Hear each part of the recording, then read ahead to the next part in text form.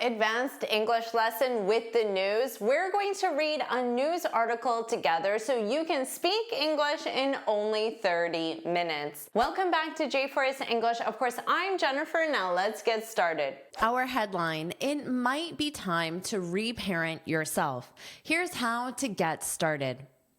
Notice here, this is our modal of probability, might. So it's saying something could happen, but also could not happen. It's just a probability or a possibility. It might be, now after modals, you use your base verb. It might be time to reparent. Now notice here, this word is in quotes, a single quote, which means it's not a universally accepted term. Now the term is reparent. Without this the verb is to parent. You might be more familiar with parent as a noun. She's his parents, his mom and dad. So parents together, mom and dad. A parent could be a mom or a dad, a parent. But here it's to parent. Now, when you add re before a verb, it means to do it again. I need to re-watch this lesson because I learned so much. So that would be your verb to mean watch again. Using parent as a verb, you might say it's hard to parent a teenager. So this is your verb to parent. Now, said a different way, but the meaning is the same. You can say it's hard to be a parent. So in this case, a parent means a mom or dad. It's the noun and the verb is be, to be a parent. And then you would add the preposition to a teenager. So these two sentences have the same meaning. It's just one uses the verb form and one uses the noun form. So to reparent means to parent again, but in this context, it isn't your child, your teenager, it's yourself. So that's the topic of this article. And the next part, here's how to get started. So this is commonly used to provide instructions. Here's how to learn English with the news. Here's how to download this lesson or this PDF, for example. So that would be to provide an instruction. Here is as a contraction. Here's how, and then your infinitive. You can also use a subject and a verb. So equally, I could say, here's how you can download the PDF. So this one, the first one, here's how to download, just sounds more natural. It's not directed at a specific person. It's to anyone. But in this case, the you is the more royal you, which means anyone as well. And this is our modal verb. And then you can download. So download is a verb as well, but it's modal plus base verb. Now there is a free lesson PDF for this, so don't worry about taking notes. To download it, simply look in the description and click the link. Coming back to the headline, here's how to get started. Now, of course, you could simply say, here's how to start, because you can use start as a verb. But in this case, get is your main verb, and then started is being used in the participle form. But using get started instead of start, it has the same meaning, but get started is more conversational. It also sounds more friendly, more encouraging, whereas here's how to start, it sounds more direct, a little more formal. But here's how to get started, it sounds friendly and encouraging. I could ask you, are you ready to get started? And then you can say, I'm ready. Jennifer, I'm ready. So if you're ready, put I'm ready. Put that in the comments because this was just the headline. So let's get started with the main article. Okay, here we go. If you spend much time on mental health Instagram or therapy talk, you might have come across talk of how to reparent yourself or your inner child. So here again, reparent, you have it in a double quote. I don't know why they had it in a single quote here and a double quote. They both are saying that this concept of parenting again, adding re, is not universally accepted. So it's not an official term. So if you spend much time on mental health Instagram, this is a noun. If you were to use a verb, you need a gerund verb because you spend time doing something. So if you spend much time scrolling on mental health Instagram, now maybe you talk about this in the negative and say, I don't spend much time. Now still your verb in ing, reading articles on TikTok. And you don't have to use the word time. If you said, I spend all weekend, but this represents time, right? So this is still a gerund expression. I spent, this is the past simple of to spend. I spent all weekend watching, the verb in ing, watching JForrest English lessons. I'm so happy to hear that. Hopefully you did. So if you spend much time on mental health Instagram or scrolling on, this is not required here, but if you were to use a verb, scrolling on mental health Instagram or therapy talk, you might have. What is this? This is a contraction. Now, contractions are not slang. Contractions are legitimate words. They're in the dictionary. They perhaps are more informal, but they're also widely used and preferred by native speakers in most contexts. So this is the contraction of might have, because you might have come across. So that's the sentence structure there. You might have come across. So if you come across something, in this case, the something is talk of how to reparent yourself. So talk of just represents people sharing information. So maybe it was an article, maybe it was a video, maybe it was a GIF, whatever that information is. And if you come across that information, it means you see it, but you weren't purposely looking for it.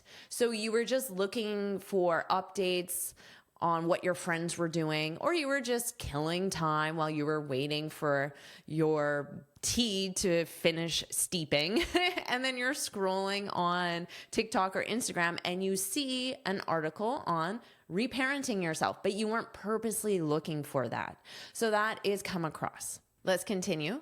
Maybe you rolled your eyes. So I don't know if I did it very well, but so we roll our eyes in frustration, disgust, annoyance.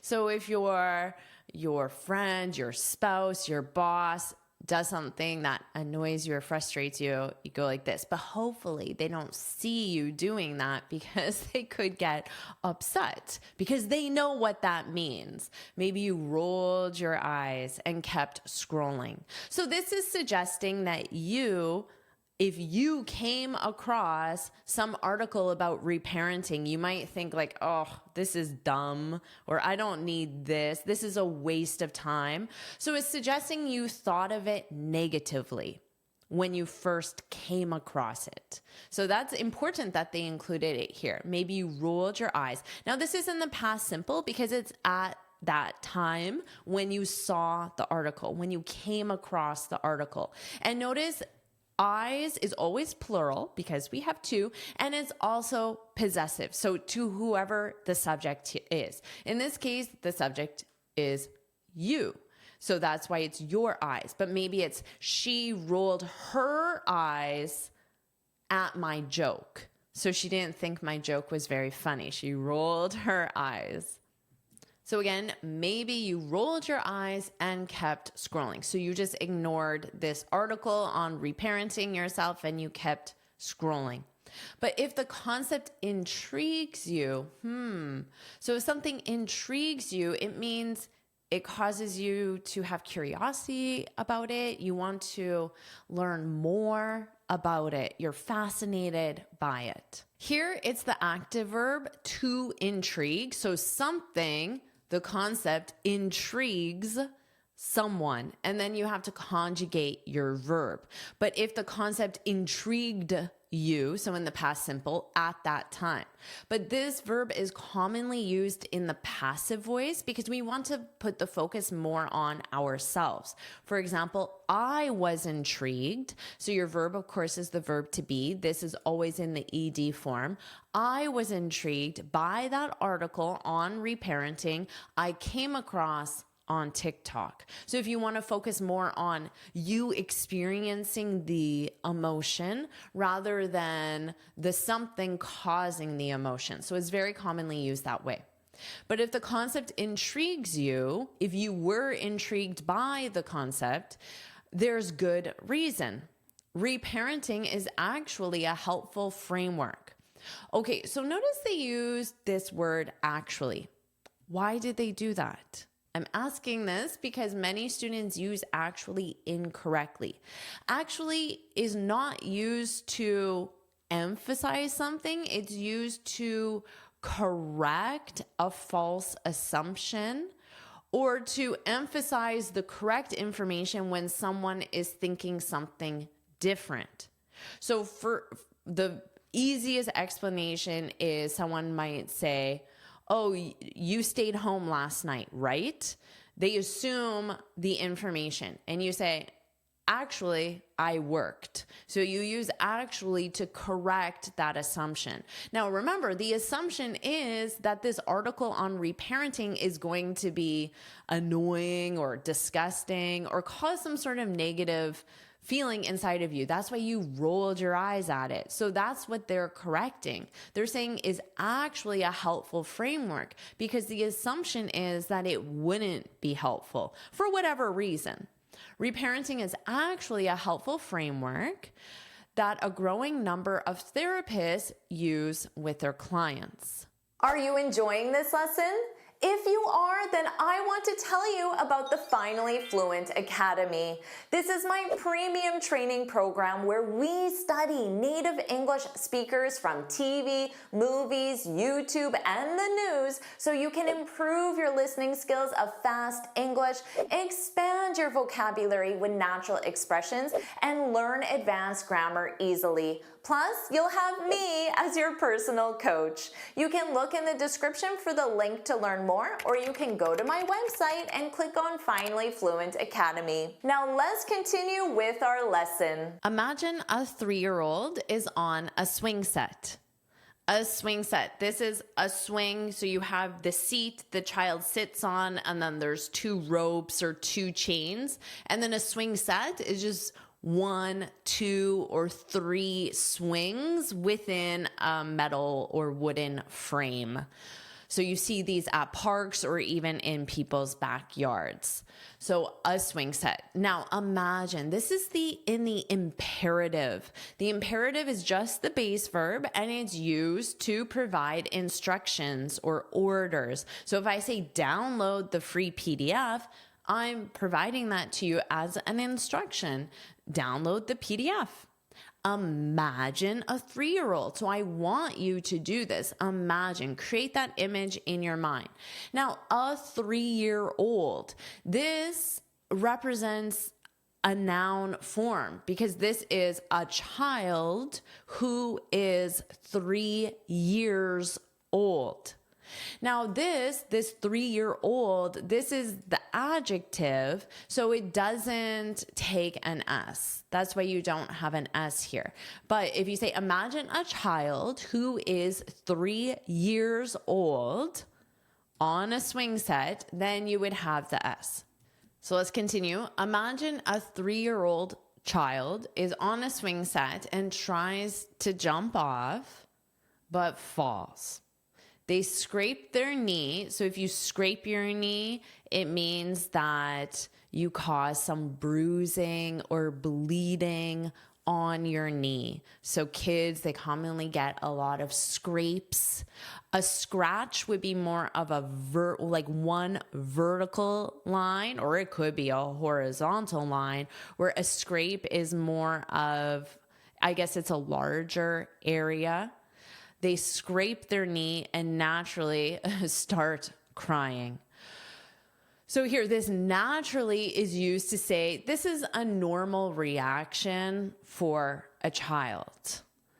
So you can use this in other situations. I saw her at the party and naturally I said hello. Or he told a rude joke and naturally I rolled my eyes because that's a normal thing to do in that situation, in my opinion. So that's how you can use naturally to almost justify the action by saying that's the normal thing to do in that situation. So I could say, when you speak in English, you will naturally make mistakes, to let you know that's the normal thing to happen.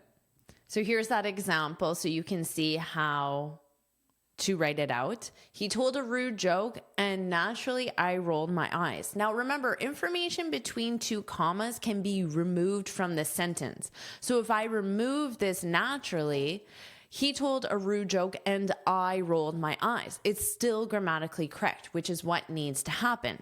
And if you add it back, it just gives more information. It makes it sound like I think my action was justified, the normal, natural thing to do in that situation. So let's review this again. They scrape their knee and naturally start crying for their caregiver. Now here they're using caregiver to be more inclusive because sometimes children do not have a mother or father, which is a parent, in this situation or with them for a large part of their development as a child. It may be a nanny, a babysitter, an older sibling, a grandparent, a family friend. So it could be any number of other people who also care for the child. So that's what the word caregiver represents, is just more inclusive. The way their parent or caregiver reacts in this situation. So here again, like I said, they're being inclusive, parent, and then many children have alternative situations. So caregiver is more broad. The way their parent or caregiver reacts in this situation or any distressing event in childhood is crucial. So crucial means extremely important. So if your boss says it's crucial, notice that pronunciation, crucial that you finish the report before you leave today, I wouldn't leave without finishing that report because I know it's not just important, it's crucial. It's extremely important. Let's continue. When a kid is freaking out, oh, this is a really good phrasal verb. It's to freak out. And notice here it's in the present continuous because it's taking place now. The kid is freaking out right now. To freak out is to have a strong, intense emotional reaction. But that reaction can be positive or negative. So you could say she freaked out when she won the award. So she started, oh my God, I won, and started crying uncontrollably. But again, she's very happy, but it's a very strong, intense, happy, positive emotional reaction. She could freak out when she lost the award. So she starts crying in upset, sadness, anger, frustration. So it can be positive or negative. So when a kid is freaking out, in this case, it probably sounds negative because they talked about scraping their knee after they fell off a swing set. For a child, that can be very traumatic. So when a kid is freaking out, it's because they don't have the brain development to calm down. Ooh, to calm down is if your emotional reaction is up here, you want to bring that emotional reaction and your emotional state lower and lower and lower until it's more neutral.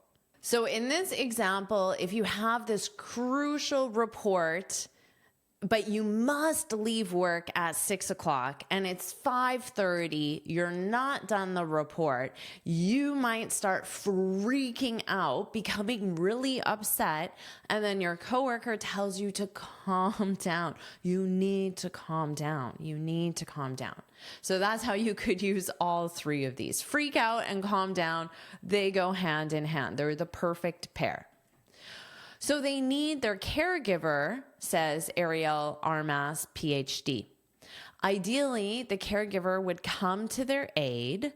So to their aid means if you come to someone's aid, it means you provide support, you provide help. That might be to help someone finish a report. So you can come to your coworker's aid and help them finish the report. Or it can also be used if someone is injured. So you provide help or support if a child is crying because they're injured because they scraped their knee. So ideally, the caregiver would come to their aid, would help them, and soothe the child. So to soothe someone, you might need to soothe your best friend, your mother, father, your boss. You could soothe anyone. You try to make them feel better and also help them calm down. So maybe you rub the child's back, you kiss the child, you hug the child. So those would all be ways you would soothe the child. In this context, maybe you just tell them, it's okay, everything will be fine. How about I get you some water? So that could be how you soothe an adult. A good replacement word would be comfort, and comfort someone, the child. Now notice the pronunciation is soothe. You have the voiced th, soothe, soothe. And it's a long oo sound, soothe. Soothe the child in this scenario. Teaching them how to calm down, so reduce their emotional reaction, how to calm down, and that they are worthy of being cared for.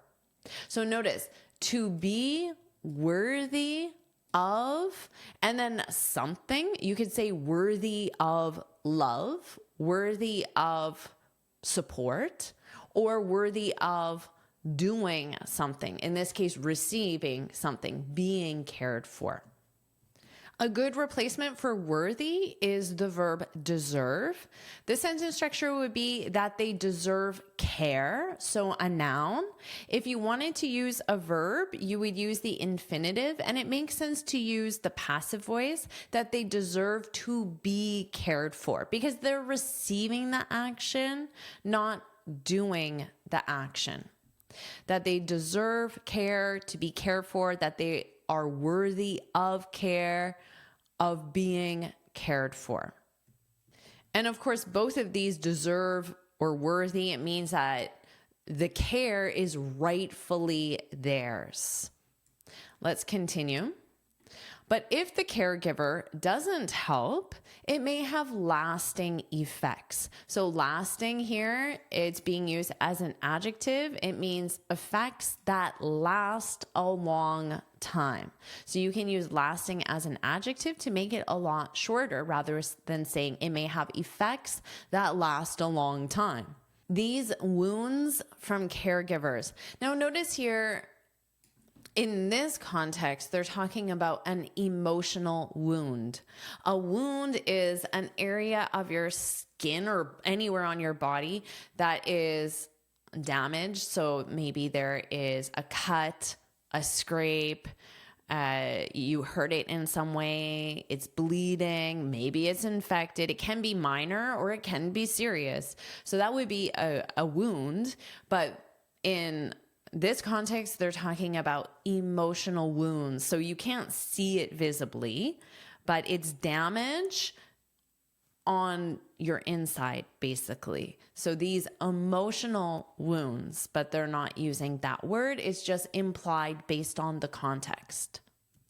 These wounds from caregivers can show up in all your adult relationships. So in this case, can show up, it means can appear, can be visible in. Not just the romantic or platonic ones, but your work or acquaintance relationships as well. So if you have a platonic relationship, this means that you have a relationship with someone of the opposite sex, but it is not romantic. So it would be, I have a relationship with a man and we're good friends. We spend a lot of time together, but it's not romantic in any way. So maybe it's a childhood friend and I view him more like a brother or a cousin or a family member. So that would be platonic.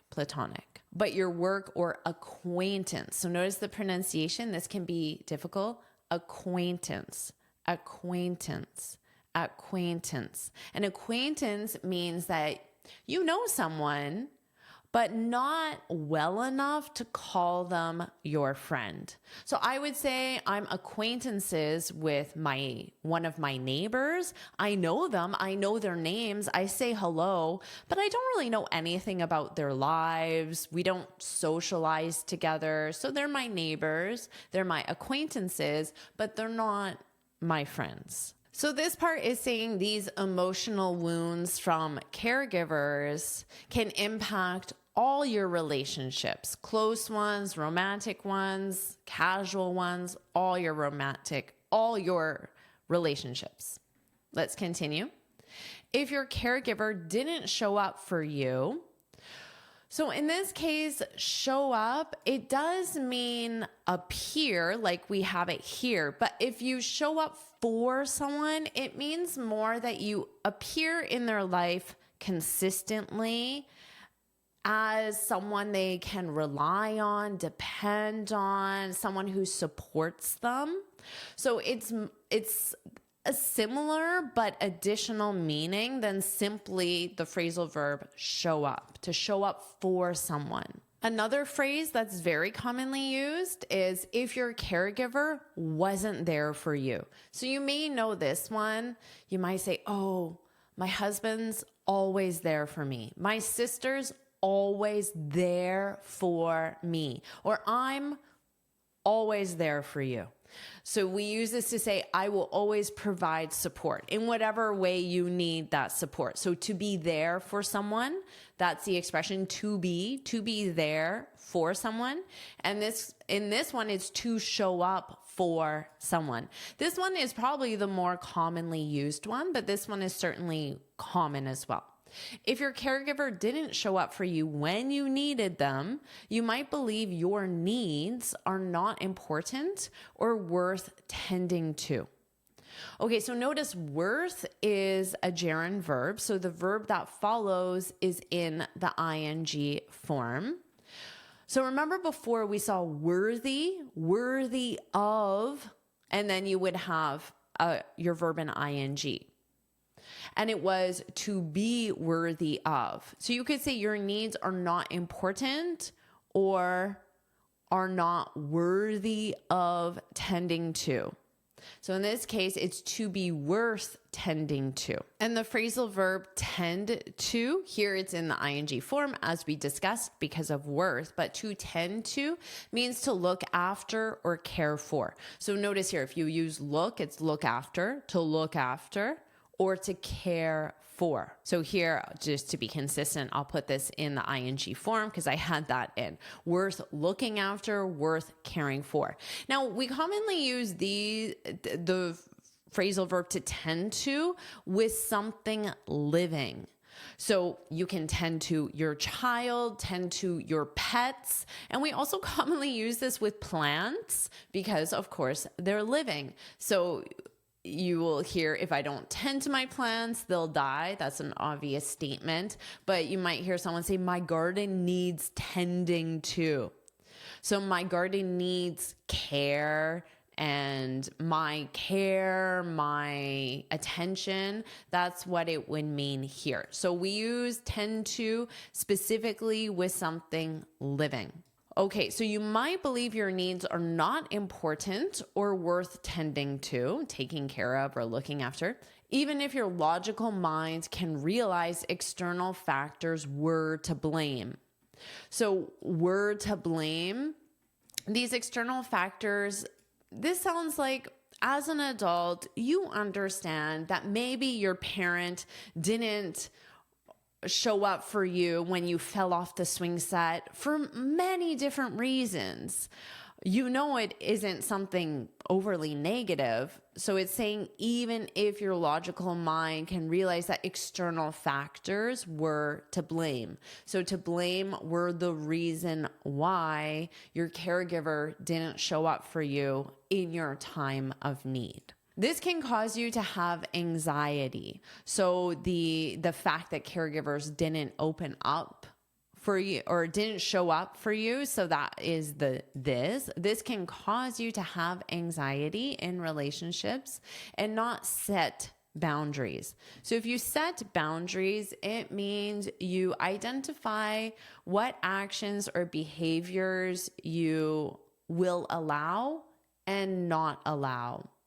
So in a workplace context, maybe your boundary is the noun, and then set means to establish, to put in place. So maybe your boss always last minute asks you to stay late.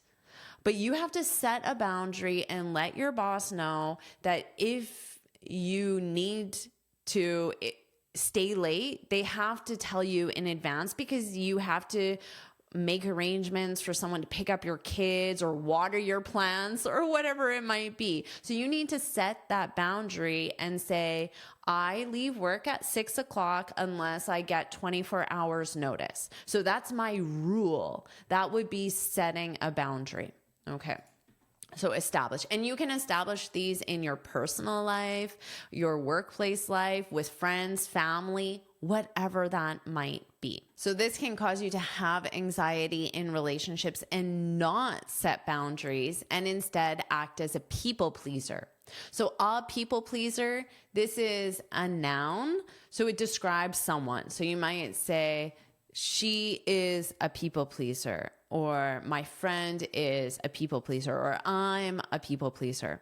A people pleaser is someone who doesn't want to do something, but says yes because they know it will make the other person happy, even if it causes problems in their own lives. So if your friend says, can I stay in your house? And it would actually be very difficult for you to have your friend in your house, but you say yes because it will make your friend happy, even though it causes you a lot of stress. That is a people pleaser. So it's not a positive thing, because it sounds positive to want to say yes to people and make them happy, but it's calling someone a people pleaser is it's a problem. It's something that they should stop doing, or at least try to reduce. So let's review this again. Act as a people pleaser because seeing others happy makes you feel safe emotionally. Now here they added emotionally. Now remember here when they were talking about wounds, they didn't add emotionally. So emotional wounds, because emotional is an adjective, it describes the wounds. But in this case, it is safe emotionally, so it's an adverb. Let's continue. The result, you may need to reparent yourself. So everything we just read provides the reason why you may need to reparent yourself, which means to parent yourself again.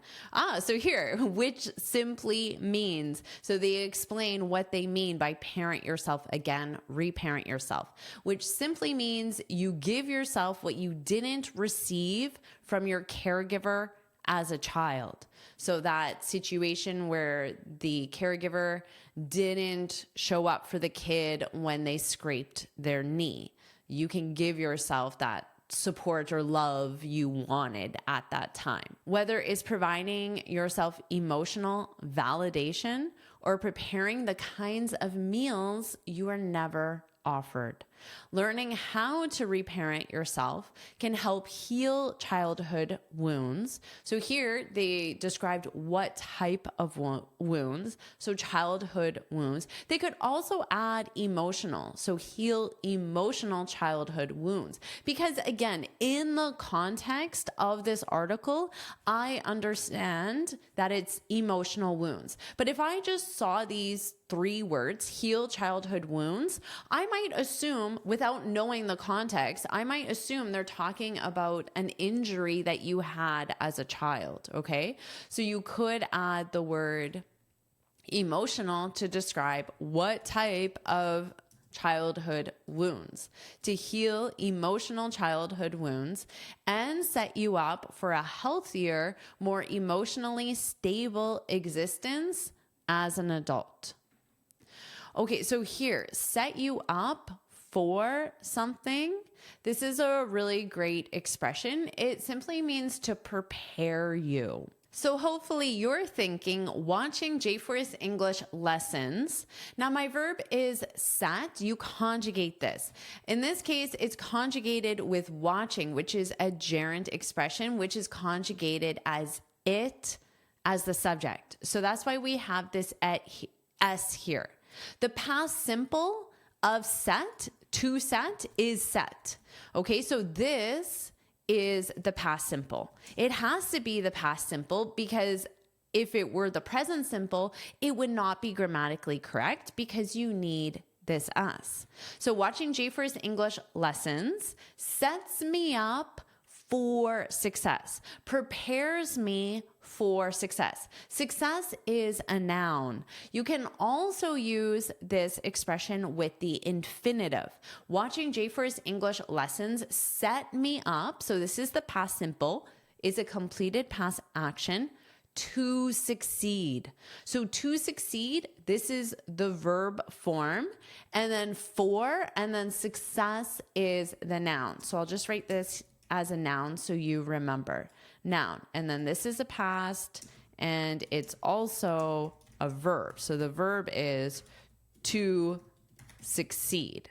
So you remember that. So for something, in this case success, for success, to succeed, the infinitive. So in this case, it was for something, a healthier, more emotionally stable. So stable means you're not overly freaking out about something. You're just in a more calm, stable existence as an adult. That's the end of the article. What I'll do now is I'll read the article from start to finish and you can focus on my pronunciation. It might be time to reparent yourself. Here's how to get started. If you spend much time on mental health Instagram or therapy talk, you might have come across talk of how to reparent yourself or your inner child. Maybe you rolled your eyes and kept scrolling. But if the concept intrigues you, there's good reason. Reparenting is actually a helpful framework that a growing number of therapists use with their clients. Imagine a 3-year-old is on a swing set and tries to jump off but falls. They scrape their knee and naturally start crying for their caregiver. The way their parent or caregiver reacts in this situation or any distressing event in childhood is crucial. When a kid is freaking out, it's because they don't have the brain development to calm down. So they need their caregiver, says Ariel Armas, PhD. Ideally, the caregiver would come to their aid and soothe the child in this scenario, teaching them how to calm down and that they are worthy of being cared for. But if the caregiver doesn't help, it may have lasting effects. These wounds from caregivers can show up in all your adult relationships, not just the romantic or platonic ones, but your work or acquaintance relationships as well. If your caregiver didn't show up for you when you needed them, you might believe your needs are not important or worth tending to, even if your logical mind can realize external factors were to blame. This can cause you to have anxiety in relationships or not set boundaries and instead act as a people pleaser because seeing others happy makes you feel safe emotionally. The result, you may need to reparent yourself, which simply means you give yourself what you didn't receive from your caregiver as a child. Whether it's providing yourself emotional validation or preparing the kinds of meals you were never offered, learning how to reparent yourself can help heal childhood wounds and set you up for a healthier, more emotionally stable existence as an adult. Do you want me to make another lesson where we learn English with the news? If you do, put let's go, put let's go in the comments. And of course, make sure you like this lesson, share it with your friends, and subscribe so you're notified every time I post a new lesson. And you can get this free speaking guide where I share 6 tips on how to speak English fluently and confidently. You can click here to download it or look for the link in the description. And here's another lesson I know you'll love. Watch it now.